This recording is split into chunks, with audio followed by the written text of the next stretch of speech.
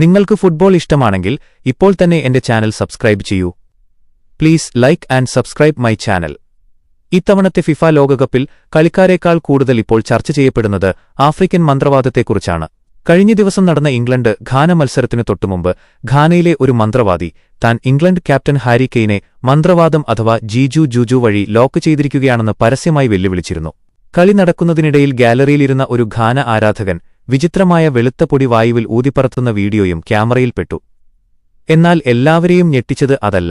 മത്സരത്തിന്റെ നിർണായക നിമിഷത്തിൽ ഗോൾ പോസ്റ്റിനു തൊട്ടുമുന്നിൽ കിട്ടിയ ഒരു സി ബോൾ ഒരു വേൾഡ് ക്ലാസ് സ്ട്രൈക്കറായ ഹാരി കെയ്ൻ അവിശ്വസനീയമായ രീതിയിൽ പുറത്തേക്കടിച്ചു കളഞ്ഞു. ഇതോടെ ഹാരി കെയ്നെ ശരിക്കും മന്ത്രവാദം ബാധിച്ചതാണെന്ന് പറഞ്ഞുകൊണ്ട് സോഷ്യൽ മീഡിയയിൽ കെയ്ൻ ജുജു എന്ന ഹാഷ്ടാഗ് ഇപ്പോൾ കാട്ടുതീ പോലെ പടരുകയാണ്.